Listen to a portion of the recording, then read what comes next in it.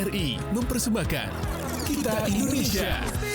Kau dan aku memeluk bineka kita bersatu. Kita Indonesia. Indonesia sesungguhnya. Indonesiaisme. Tapi kalau boleh tahu nih, memberi inspirasi tanpa menggurui. Kadang kan banyak banget nih orang yang pengennya tuh kayak ngasih menginspirasi gitu ya. Tapi jatuhnya malah menggurui. Gitu. Itu jadi alasan Esti menggunakan tagline itu berarti ya. Halo semuanya, Sobat Pendidikan. Menginspirasi tanpa menggurui, mengangkat tanpa merendahkan. Perkenalkan, saya Pramesti Destavia Pranata selaku Duta Pendidikan Provinsi Kalimantan Barat tahun 2025. Broadcast, bukan cuma ngobrol, we are proud of you.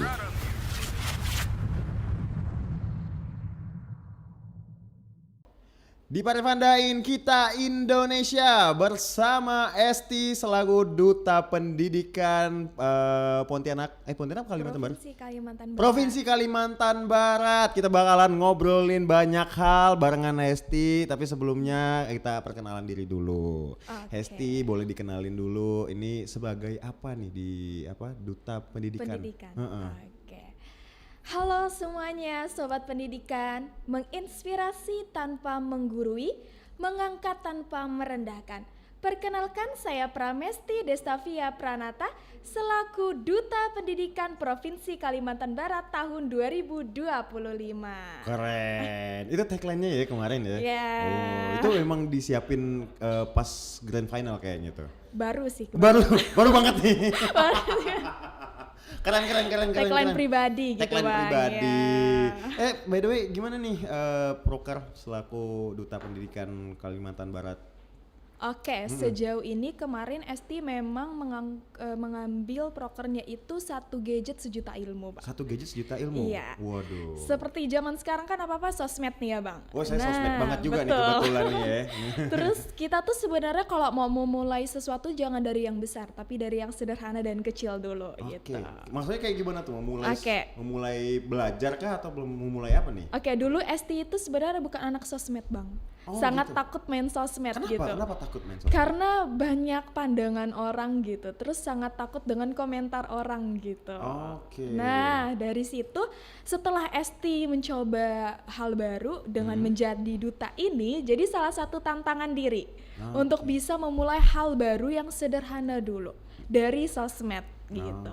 Makanya Esti kemarin ngambil tema atau prokernya itu 1 gadget sejuta ilmu. 1 gadget sejuta ilmu. Tapi bukan berarti Esti menjadi Mario Teguh gitu, Bang. Yang setiap hari kasih caption atau apa tuh enggak gitu. Tapi bagaimana Esti bisa share apa yang Esti lakukan, apa yang Esti berikan itu bisa menginspirasi tapi tanpa menggurui gitu. Tapi kalau boleh tahu nih, memberi inspirasi tanpa menggurui. Kadang kan banyak banget nih orang yang pengennya tuh kayak ngasih menginspirasi gitu ya. Tapi jatuhnya malah menggurui gitu. Itu jadi alasan Esti menggunakan tagline itu berarti ya? Iya. Emang kayaknya nggak suka digurui atau gimana nih? Enggak, kadang kita ketika digurui malah menjadi males nggak sih, Bang? Iya kan? Kadang sih. Iya, makanya lebih enak kita menjadi teman bicara. Iya. Sharing ya. Sharing seperti saat ini betul, tuh kan, Bang. Betul banget. Tapi memang suka sharing berarti orang. Suka. Esti emang ping orangnya. Sangat suka bercerita. Jadi kalau misalnya orang nanya satu itu bisa merembet kemana-mana gitu, Bang. Asik tuh berarti tuh. Berarti sesuai lah ya. Maksudnya begitu masuk dengan duta pendidikan gitu, jadi juara 1 juga. Alhamdulillah. Dan ternyata bisa menginspirasi atau cerita-cerita sama orang-orang. Betul. Jadi bisa sharing cerita, tahu kalau misalnya hal yang Esti lakukan itu bisa berdampak seperti ini loh. Dan bisa memberikan pandangan baru terhadap orang lain gitu. Karena dunia pendidikan itu nggak sempit ya, Bang. Bukan cuma tentang sekolah, bukan cuma tentang buku gitu, tapi tentang bagaimana kita bisa esensinya daripada pendidikan itu memanusiakan manusia. Keren, mahal, daging nih bro, ini baru, kelas bro. Tapi itu ya, suka dengan pendidikan. Tapi kalau boleh tahu nih, pendidikan yang Esti suka atau yang menurut Hesti nih yang paling harus diprioritaskan sama anak-anak muda itu pendidikan formal apa non formal sih? Wow, formal dan non formal. Iya. Ada lagi satu lagi informal bang. Informal, Ya, ada oke. 3. Ada 3 berarti ada 3 ya. sebenarnya. Apa tuh? Bisa dijelaskan satu-satu nggak? Mungkin ada yang belum tahu nih. Waduh, jadi Google sekarang ya bang. Oke, sebenarnya di antara formal, informal dan juga non formal itu sering dikaitkan mana sih yang lebih perannya besar gitu, mana sih yang lebih penting gitu. Tapi sebenarnya dibandingkan kita untuk memilih salah satu, mengapa tidak kita saling melengkapi? Gitu. Karena bener juga sih ya. Bener kan? Daripada pilih salah satu kenapa nggak diimplementasikan semuanya? Betul, melengkapi. Karena kalau kita cuman formal aja tanpa informal apa gunanya? Apalagi tanpa non formal apa hasilnya? Gitu.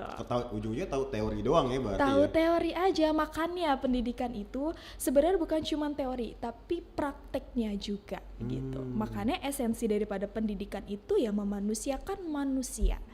Di mana manusia itu sendiri mengetahui apa yang dia inginkan dan dia butuhkan tanpa memaksakannya. Gitu. Tapi kalau menurut Esti sendiri nih, anak-anak muda zaman sekarang sebenarnya butuhnya apa sih? Oke, dari Esti sendiri, kita bahas yang 2 dulu nih Bang, yang boleh. informal sama formal dulu Boleh, ya? boleh. Silakan, Kita biar silakan. lebih fokus gitu ya Bang Let's go. Oke, kalau menurut Esti kita cari tahu dulu nih, kita kasih tahu dulu teorinya atau kita bahas dulu teorinya dari informal itu apa. Pendidikan formal itu kan pendidikan yang berlembaga ya Bang. Ya, ada yayasan dan Ya. segalanya, contohnya SD, SMP, SMA yang bertujuan untuk mendapatkan gelar profesional untuk menciptakan generasi-generasi yang memiliki keahlian khusus. Itu adalah formal gitu. Yang outputnya tuh kelihatan jelas tuh Ya, ya. jelas. Ijazah. Ada validasinya, terus juga ada sistemnya, terus juga ada ketentuan yang mengikat. Kalau formal. Sedangkan yang informal ini adalah di mana jalur pendidikan yang tanpa kita sadari.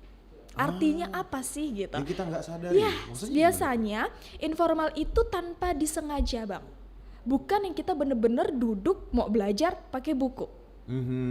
Contohnya apa? Keluarga dan lingkungan. Keluarga dan lingkungan. Lingkungan, iya, informal. Itu informal. Iya, jadi informal itu kita dapatkan melalui pengalaman, melalui interaksi kita dengan lingkungan kita. Dari jam terbang juga kali ya. Betul. Ngeri juga ya jam terbang. Ya. Jam terbang. Gitu. Horor ya Pak. Nah. Oke. Nah, balik lagi tadi ada informal dan formal itu. Nah, formal ini kan memang untuk menciptakan generasi-generasi yang cerdas secara gelar. Yang ada SPD-nya, yang ada ST-nya, ada SKET-nya gitu ya, Pak. Sedangkan informal ini tidak ada gelar, tapi dia bermakna. Wih. Di Parevanda banget sih itu. Jadi, betul Bang. PD dulu nggak salahnya kan? Nggak salah Bang. Lanjut. Sorry. Maaf. Abangnya lucu ya.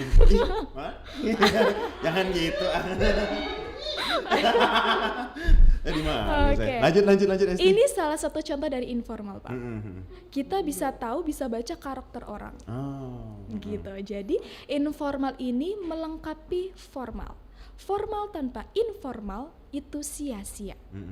Seperti yang dikatakan tadi, esensi daripada pendidikan bukan hanya akademiknya tapi karakternya. Bagaimana orang itu bisa mengetahui yang dia alami, yang dia pahami, yang dia jalankan ini ternyata ada makna. Bukan cuman strukturnya saja. Bukan cuman jenjangnya saja. Makanya kadang ada orang yang pintar tapi tidak bisa mengimplementasikan kepintarannya pada hal yang baik. Jadi pintar cuma buat diri dia sendiri aja berarti. Iya, betul. Pintar hanya untuk kebahagiaannya sendiri. Padahal Bang, sukses yang sebenarnya itu ketika kita bisa membahagiakan orang lain tapi tanpa melukai diri kita sendiri. Waduh, kelas. Tapi memang yang sebaiknya seperti itu kan. Kita boleh aja membahagiakan orang-orang tapi jangan sampai diri kita ya. Emang Esti pernah gitu? Waduh. Itu saya jadi program ini jadinya ya. Salah program. Waduh gitu. Pasti setiap orang itu pernah Bang. Itulah kenapa harusnya kalau menurut dari pandangan Esti sendiri dan dari pengalaman Esti melihat dunia ini, waduh, berat padahal umurnya baru berapa udah melihat dunia gitu ya. Kan mungkin pengalamannya banyak. Wah, jadi sebenarnya yang paling penting untuk generasi setiap insan itu adalah informal terlebih dahulu. Wah, Karena ya. ketika kita lahir, kita ketemunya apa dulu, Bang? Ketemunya orang tua pasti. Orang ya. tua, ke lingkungan dan Lingkungan. keluarga. Nggak mungkin kita baru lahir langsung dikasih buku. Ngeri juga ya. Iya, filsuf itu dia. Ya kan Bang, nggak mungkin langsung 1+1 berapa, itu nggak mungkin. PR sih. PR. Pasti kan yang kita tahu dulu bagaimana caranya kita menangis untuk tahu mau makan atau mau tidur atau mau yang lain ya. Itulah pendidikan atau sekolah informal dari lingkungan atau keluarga terlebih dahulu. Oke. Nah, setelah kita dewasa barulah kita memasuki sekolah formal. Pendidikan formal tadi Pendidikan itu ya. formal untuk memahami dan juga menggali pengetahuan kita. Karena sebenarnya kita itu hidup untuk menjadi manusia yang utuh. Wih.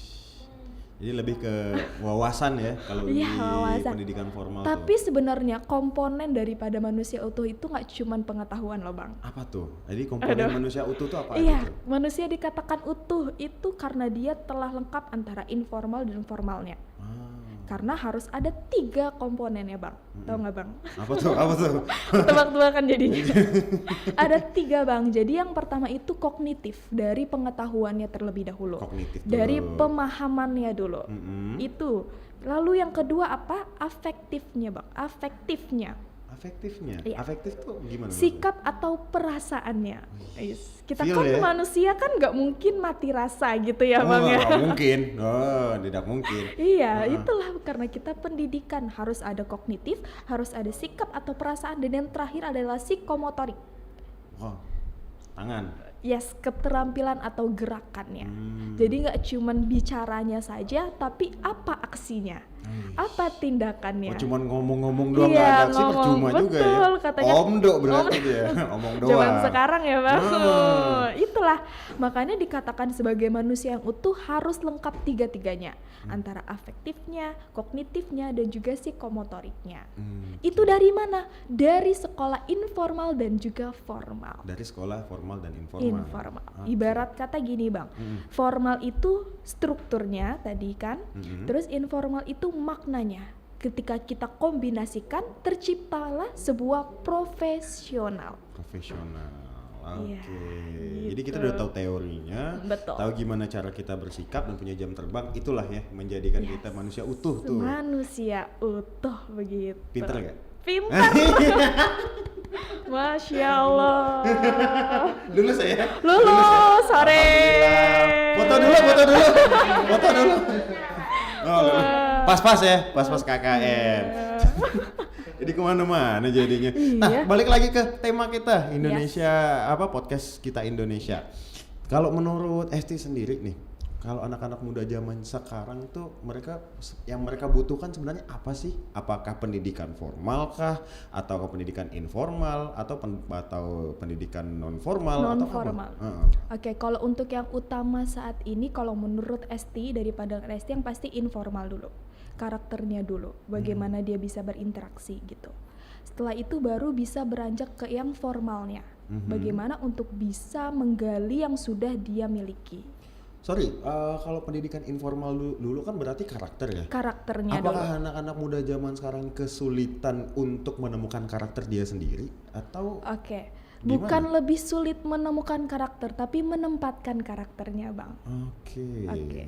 Karena karakter ini kita kan harus posisikan sesuai dengan tempatnya. Bagaimana kita ketemu orang, entah yang lebih tua kah, yang lebih muda kah, itu kan pasti Berbeda, iya. Tempatnya itu. beda-beda pasti. Betul. Itu, jadi bukan sulit, tapi bagaimana untuk tepat menempatkan karakter gitu. Gimana cara dia bersikap dengan lingkungannya? Betul. Mungkin ya. Berarti anak-anak muda zaman sekarang tuh masih bukan sulit ya, masih kadang tuh kurang tepat saja gitu. Itu berdasarkan pengamatan dari Esti sendiri nih. Iya. Nah, terus juga itu kan connect-nya ke gadget itu tadi kan. Iya, karena saya sendiri pun anak gadget ya Bang. Kita pun nggak bisa dipungkiri dari HP, dari sosmed dan segala macam gitu kan Bang. Iya. Nah di sana pun kita bisa dapat berita-berita tentang bagaimana karakter anak sekarang, bagaimana perkembangan intelektual, emosionalnya dan segala macamnya gitu. Bahkan sekarang itu yang sering muncul di beranda TikTok ceritanya. Iya, FYP tuh. FYP-nya tuh ternyata manusia itu bukan cuma satu tapi dibagi 3. Ada 3 kategorinya. Ada yang secure, insecure. Bukan Bang. Bukan. Terus apa dong? Secure, insecure. Lawan kata jadi sini. Kuis. Yang itu lah Bang, yang avoidant. Anxious sama secure. Itu kan balik lagi ke sekolah informalnya pertama. Dari mana lingkungan dan keluarganya. Itulah bagaimana dia bisa mengekspresikan diri sehingga ia bisa dilabelkan antara secure kah, anxious kah, atau avoidant. Itulah kenapa menurut Esti pendidikan informal itu lebih utama, karena itu yang pertama kali kita temui sejak kita lahir di dunia ini. Kalau anak-anak zaman sekarang ini kebanyakan yang mana tuh di antara 3 itu? Atau semua atau tiga-tiganya? Tiga-tiganya Bang. Tiga-tiganya? Iya. Tiga-tiganya. Kalau Abang sendiri kira-kira yang mana? Kalau saya kayaknya nggak masuk kriteria sih kayaknya, saya ini entitas berbeda dari dimensi lain kayaknya. Ada panggilan sendiri ceritanya ya Bang ya. Idealis mungkin ya. Ya agak-agak idealis sih mungkin. Ya, betul. Tapi bagaimana kayak cara kita menyikapi hal tersebut kan dengan lingkungan kita dan gimana berdampak lah istilahnya buat orang-orang di sekitar kita. Tapi yang paling ini, tapi sebelumnya nih gini nih Esti, pernah nggak sih kayak teman-teman pada curhat gitu sama Esti? Oh curhat dong. Curhat ya? Ya kan kita manusia Bang. Maksudnya kayak curhat masalah-masalah pribadi ataupun keresahan-keresahan dia gitu. Oh iya, pasti. Yang paling sering Esti terima itu cerita apa? Dari keluarga. teman-teman? Tentang keluarga. Kenapa? Iya. Wah itu rahasia dong Bang. Enggak, maksudnya masalah keluarganya apa? Kayak dia nggak akur dengan orang tuanya kah? Atau dia mau dia mau pergi kemana gitu, tapi orang tuanya yang strict parents gitu. Betul kan? Betul. Nah, kan itu banyak perbedaan antara zaman dulu sama zaman sekarang. Iya, betul. Beragam sih Bang, dari Esti sendiri juga gitu. Rahasia-rahasiaan saya suruh nebak nih. Enggak, takutnya kan jadi keceplosan gitu loh Bang. Kan ada bapak editor kita iya. ya. Bisa disensor, aman aja. Banyak sebenarnya Bang, mulai dari yang banyak keluarga itu bagaimana keluarga mereka memperlakukan mereka gitu. Jadi apa yang keluarga mereka lakukan atau apa yang mereka terima itu berdampak pada bagaimana dia mengekspresikan diri terhadap lingkungannya. Contohnya Esti aja gitu ya Bang ya. Misalnya dari kecil kalau misalnya anak-anak ansius itu biasanya dia ada 2 pilihan Bang, antara diperhatikan dan tidak. Jadi tidak konsisten. Nah, kalau anak-anak ansius itu dia sangat suka yang namanya validasi. Mencari hal yang bisa membuat dia itu diakui untuk disayangi. Gitu. Jadi dari situlah ketika dia dewasa, dia untuk mengekspresikan diri itu sangat butuh validasi dan sangat mengejar-ngejar orang. Bahkan di beberapa kasus juga ada yang sampai bergantung dengan validasi. Betul, ya. Itu dia. Betul. Dia kayak bilang betul, itu kayak kelas lagi kuis gitu kan. Yes, betul. Pinternya Bang. Baru ini aku dipuji pintar. Masya Allah. Ya gitu Bang. Jadi apa yang mereka ceritakan itu menggambarkan perilaku mereka sekarang terhadap lingkungannya gitu. Ketika mereka cerita, oh ternyata yang melatar belakanginya itu keluarganya. Perlakuan daripada keluarganya. Berarti itu jatuhnya ke ilmu parenting sih ya? Ilmu parenting itu kan masuk ke informal Bang. Karena kan informal. Interaksi keluarga dan lingkungan gitu. Berarti berpengaruh banget ya kalau sangat berpengaruh Bang. Karena ketika waktu itu Esti magang gitu ya Bang, kan kebetulan Esti di PGSD nih Bang. Ya jadi kan ketemu anak-anak nih. Nah dari ketemu anak-anak ternyata 1, 2, 4, 5 sampai 10 pun karakternya nggak ada yang sama. Iya karakter orang beda-beda pasti ya. Ternyata pas Esti amatin karakternya seperti ini, pas ambil rapot kan ketemu orang tuanya nih Bang. Ngelihat orang tuanya, oh jadi cara orang tuanya seperti ini. Oke, jadi jelas anak-anak seperti ini karena orang tuanya seperti ini, gitu. Jadi tergambar gitu bang, karakternya tuh dari mana sih gitu, dari keluarganya gitu. Kalau misalnya nih ya di zaman-zaman sekarang kan banyak yang punya orang tua strict parents ataupun curhat Bu. Ya kan biar gak cari-cari orang lain yang ada di depan mata gitu. Ya aku juga sempat ngalamin dapat strict parents. Terus itu jadi salah satu hal yang bikin mereka jadi sulit berkembang. Betul. Nah kalau dari Hesti sendiri nih, gimana sih cara anak-anak muda untuk mengatasi strict parents itu tersebut? Kan lumayan sulit juga nih ya buat meyakinkan sangat orang sulit, tua nih. Iya. Nah kalau dari Hesti sendiri kira-kira gimana caranya? Oke, dari cara pengalaman Esti sendiri, Esti itu pahami dulu dan cari tahu apa maksud dari strict parent-nya orang tua Esti. Pandangan mereka itu seperti apa sih gitu? Apa yang mereka benarkan dan apa yang mereka salahkan? Nah dari standar situ, mereka berarti? Iya standar orang tua kita tuh apa? Kadang kan orang beda-beda tua, ya? Iya beda-beda. Ada yang mau anaknya jadi dokter gitu kan, ada yang mau jadi ini, jadi itu. Terus menurut orang tua pulang jam segini udah. Itu yang paling sering kan, jam pulang biasanya. Jam pulang jam 7 udah malam gitu kan. Iya. Jam 9 udah dikunciin pintu gitu kan bang. Gak usah pulang sekalian. Gitu. Nah kita harus tahu standar dan alasannya. Oke. Gitu. Yaitu dengan kenali orang tua kalian terlebih dahulu. Kalau yang masih ada gap antara, maksudnya gini, ada beberapa orang anak ya terutama yang nggak terlalu enjoy untuk bercerita, mengungkapkan perasaan gitu iya, ya bang ya. Oke, Esti juga pernah mengalami itu gitu. Jadi Esti ya itu kenalinya bukan secara langsung tapi secara tersirat dari pergerakan, dari larangannya. Karena dari larangan dan juga pergerakan yang orang tua Esti berikan, Esti tahu oh ternyata Esti itu nggak boleh organisasi dulu tuh. Sampai awalnya sekarang nggak boleh organisasi bang. Even sampai sekarang? Even sampai sekarang. Setelah sampai menjadi kuliah. juara 1 juga masih? Ya ini lomba kedua Esti baru bang. Maksudnya bener-bener lomba gitu. Oke. Itu bagaimana ini jadi pengalaman pribadi juga. Jadi awalnya Esti cari tahu, kenali dulu apa sih yang sebenarnya dilarang, kenapa sih gitu, penyebabnya dilarang gitu. Jadi dari dulu Esti mau ikut organisasi OSIS, MPK gitu bang, sampai kuliah hima pun gak diperbolehkan. Dengan alasan menurut kedua orang tua Esti nilai itu lebih penting dibanding organisasi gitu. Takutnya kalau ikut organisasi nilainya turun ya. Terus juga orang tua Esti tahu kalau anaknya ini lemah, gampang sakit gitu. Oh, fisiknya gitu. Cuman sebenarnya kita itu kan harusnya dilatih ya bang, dikasih kesempatan untuk membuka diri. Nah oleh karena itu, karena organisasi Esti nggak boleh, yang diperbolehkan hanya nilai dan pendidikan. Sorry, berarti mengikuti kegiatan ekstrakurikuler atau hobi, misalnya kan ada banyak hobi ya, entah mau musik, motoran atau apa gitu, nggak boleh juga? Itu alhamdulillah diperbolehkan. Itu masih boleh? Tapi dengan batasan-batasan.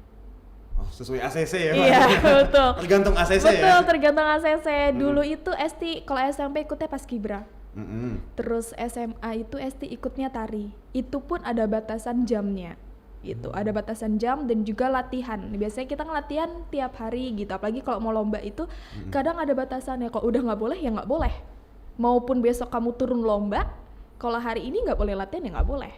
No, nggak ada alasan, nggak ada bargaining sama sekali gitu ya? Tidak ada pertimbangan atau keringanan gitu nggak ada? Nggak ada gitu. Makanya kita harus pandai-pandai, yaitu kenali dulu. Makanya karena Esti nggak boleh organisasi, kira-kira apa ya yang bisa bikin Esti berkembang tapi tanpa menyakiti kedua orang tua gitu kan? Oh, nyari win-win solution. Iya, win-win solution. Jadi kita mama enak, Esti enak gitu, sama-sama menang gitu kan. Jadi tidak ada pihak yang dirugikan gitu. Pintar. Yes. Oleh karena itu, karena ketika Esti kuliah, ngambilnya dunia pendidikan juga, Esti carilah lomba-lomba yang berbau pendidikan. Tapi kalau ngikut kuliah di pendidikan memang maunya Esti sendiri atau? Esti sendiri, emang dari kecil maunya pendidikan. Pengen jadi guru. Guru, tertarik dengan yang namanya guru gitu. Cikgu. Amin. Amin. Ya, jadi ketika Esti kuliah, Esti coba cari yang kira-kira lomba tapi bisa ada sedikit organisasi atau kelompoknya. Jadi bukan cuman kayak lomba esai itu kan cuma sesekali gitu kan ya Bang. Tapi ini kan kalau kayak duta pendidikan ini kan ada jabatannya, ada yang harus dikerjakan. Jadi ada organisasi, ada pergerakannya. Bisa merasakan dunia seperti organisasi tapi tidak menyeluruh gitu. Oleh karena itu pas Esti cari tahu, dulu awalnya Esti dimulai dari jadi duta pendidikan tapi di fakultas Esti Bang, di FKIP. Oke, di kawasan kampus dulu. Iya, nih. di kawasan kampus dulu di Untan. Dari kawasan kampus di Untan Esti coba cocok. Masuk, orang tua pun merestui karena atas nama apa? Pendidikan. Dan masih berhubungan dengan nilai, dengan ada nilai-nilainya juga gitu. Dan juga emang tidak mempengaruhi dan sangat selinear sama fakultas Esti gitu. Dari situ ternyata Esti dapat kenalan salah satu jurinya emang dari duta pendidikan ini. Akhirnya coba naik lagi. Malahan orang tua Esti yang nyuruh Esti untuk ikut ini loh Bang. Karena akhirnya mereka terbuka bahwasannya oh iya anakku bisa membuktikannya. Jadi memang gitu. kita perlu juga buat ini ya, iya, membuktikan itulah. apa ya, dapat kepercayaan dari orang tua. Sebenarnya gitu. nggak bisa dibuktikan sekali dua kali juga gitu Bang. Jadi kita emang harus cari yang bisa kita buktikan tapi sesuai dengan nilai orang tua kita gitu. Dari situ kita mulai bisa mendapatkan kelonggaran. Gitu menurut Karena udah Esti. ada hasil yang bisa kita liatin ke orang tua juga kan? Udah ada hasil yang bisa kita berikan bahwasannya yang mamah larang selama ini itu sebenarnya salah satu jalan Esti untuk jadi sukses loh gitu. Esti bisa loh gini ya Esti gitu bisa kan, tanpa loh. mengganggu apa nilai dan segala macam. Ini buat mama juga loh gitu kan. Ini buat orang tua juga loh gitu. Akhirnya alhamdulillah sekarang udah lumayan longgar Bang.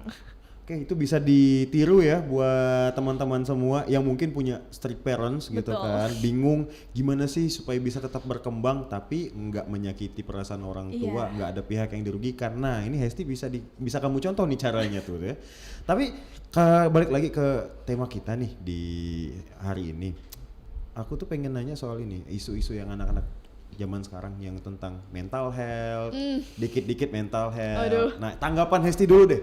Oke, mental health itu emang sangat penting ya bagi kita gitu, dan kita generasi Gen Z, generasi sekarang itu gampang tergoyahkan, ya kan? Sebenarnya penyebab gampang goyahnya tuh apa? Karena mudah menerima pandangan dan juga komentar orang. Oke, terlalu itu dari media mudah, sosial, iya. gadget ya. Kita nggak punya penjagaan atau benteng diri. Kita tidak membatasi diri kita sendiri Bang. Yaitu makanya kenapa dulu Esti jarang main sosmed. Karena terlalu mudah untuk mendengarkan apa yang orang bilang segala macam gitu kan. Gak punya batasan diri gitu. Bahkan tanpa kita sadari tanpa kita sadari. Padahal kayak cuman buka Iya buka gitu aja kan. tapi kok jadi malas, kok aku takut ya mau posting ini, kira-kira bakalan dapat feedback apa ya dari orang-orang gitu. Apalagi kalau sekarang pasti mikirnya, aduh likes-nya berapa ya gitu. Ini FYP nggak nih ya kalau diposting nih, sampai FYP jam-jamnya juga tuh kan. Betul. Jam segini kayaknya lagi rame nih yang buka nih. Sampai sebegitunya ya. Sampai sebegitu itu tanpa kita sadari, yaitu pendidikan informal sebenarnya Bang. Gitu. Nah itulah yang sebenarnya membuat kita jadi rusak sendiri mentalnya. Gitu. Mungkin bedanya dengan zaman milenial atau sebelum milenial kan media sosial belum ada tuh. Belum. Hanya sebatas tongkrongannya saja atau ya. Atau omongan tetangga ya atau kan tetangga. biasanya.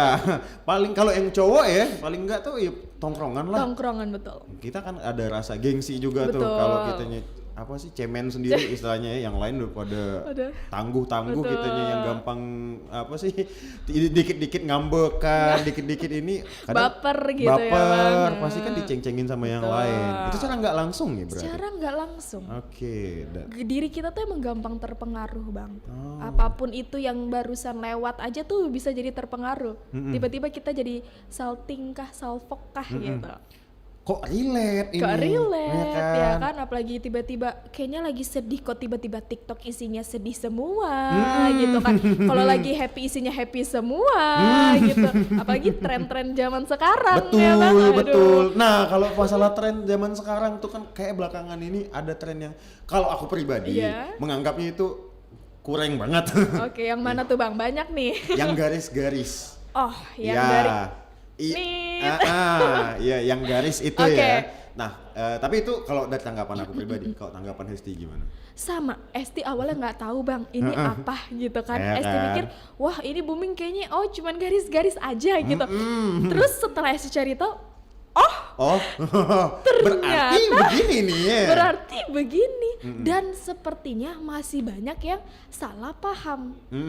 Cuman mau tren, cuman mau FYP. Biar ikut-ikutan. Takut apa jadi FOMO gitu ya. FOMO zaman sekarang itu FOMO Bang. Itu udah paling utama dan takut namanya kudet. Ya kan gitu. Dia merasa kayaknya aku juga cocok deh ikut tren ini gitu kan. Aku harus join, jangan sampai ketinggalan gitu kan. Bahkan juga ada yang Esti lihat itu orang tua ikutan. Iya. Kadang nggak tahu kalau yang orang tua ini apakah dia tahu maksudnya? Iya, itu dia. Atau kayak cuman ikut-ikutan aja gitu. Tapi setelah Esti cari tahu di komentar itu emang banyak yang meragukan, kayaknya orang tua ini nggak tahu lah gitu. Iya sih. Kayaknya cuman baca-baca judulnya, temanya, tapi nggak baca apa namanya Bang? Maksud trennya tuh kayak gimana gitu kan? Atau penjelasan, biasa kan cuma tema paling besar gitu kan, ada hashtagnya gitu kan. Tapi kan kadang penjelasannya nggak kita baca, cuma gitu. Krisis literasi cuy. Malas baca. Itulah. Kalau menurut Esti tanggapannya ini tren yang lumayan sangat berbahaya. Bahaya sih. Untuk diteruskan. Makanya banyak sekarang juga mulai muncul yang untuk stopin tren ini gitu. Nah kalau Hesti kan tadi kampanye salah satunya itu tadi tuh dengan 1 gadget 1 juta ilmu. Nah 1 gadget 1 juta ilmu. Apa caranya sekarang suka ikut repost Bang. Bantu memposting ulang atau bantu posting. Dari situ kan sama aja dengan 1 gadget 1 juta ilmu. Yang kita share tuh yang kita share itu bermanfaat, yang positif. Jadi nggak harus dari kita aja, tapi kita bantu share apa yang bermanfaat dari orang-orang yang ada di sekitar kita, itu akan lebih bermakna juga Bang. Itu. Masih nanggepin soal isu yang kemarin nih, yang garis-garis. Pasti ada kan kawan atau teman Hesti yang ikutan? Kebetulan tidak. Alhamdulillah nggak ada. Kayaknya nonton juga nggak deh Bang. Nonton juga enggak? Itu pun kebetulan Esti itu lewat di FYP tentang judulnya. Terus judul film itu gitu kan. Terus Esti cari tahu lah apa sih gitu. Terus ternyata setelah Esti cari tahu ya itu yang keluar trennya gitu kan. Penasaran dong, kenapa ini kayak gini gitu kan. Apa maksud dari trennya gitu. Makanya kita harus literasi, kita harus baca gitu. Jadi ketika Esti lihat tren, emang Esti suka lihat hashtag atau lanjutannya gitu Bang. Jadi maksud tren ini apa, ininya apa gitu. Jangan sampai kita udah ikut-ikutan ternyata salah makna gitu. Itu kan sangat berbahaya dan fatal bisa berdampak. Dan blunder sih sebenarnya. Betul. Bisa memalukan diri kita sendiri. Gitu. Apalagi zaman sekarang kalau udah di cancel tuh, cancel culture kita kan lumayan ya, lumayan mengerikan tuh. Mengerikan itu apalagi sekarang itu cyberbullying kita pun sangat berbahaya ya Bang ya. Salah satu aja itu bisa kemana-mana. Betul. Salah satu kata, salah satu injakan, salah satu langkah, salah satu kali posting itu bisa dampaknya kacau sih. Kacau.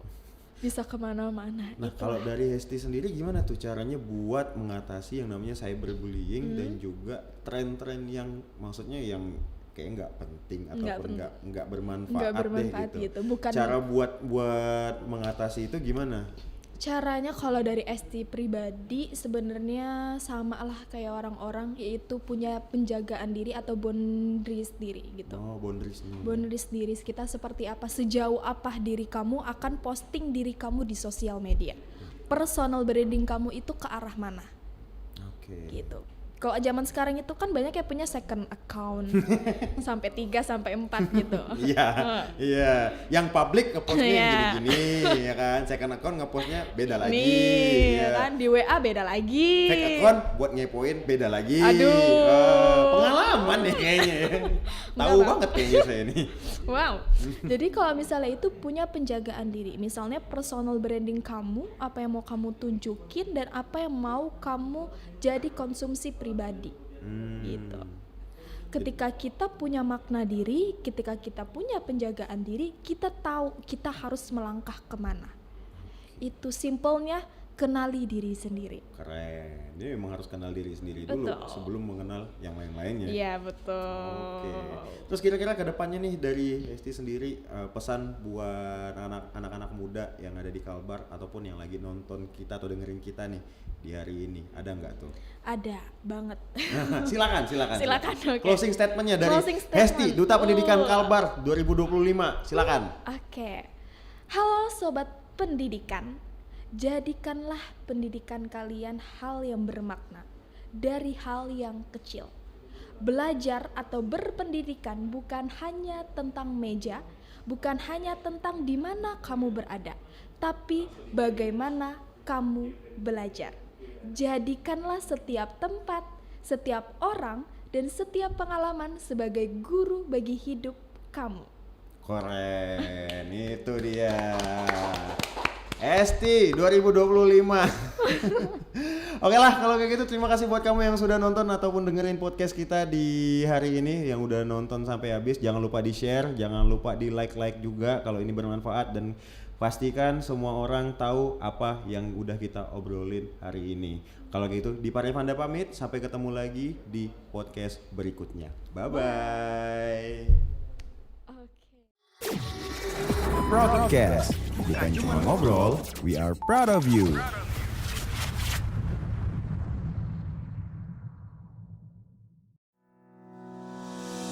RRI mempersembahkan Kita Indonesia. Kau dan aku memeluk bhinneka kita bersatu. Kita Indonesia. Indonesia sesungguhnya. Indonesiaisme.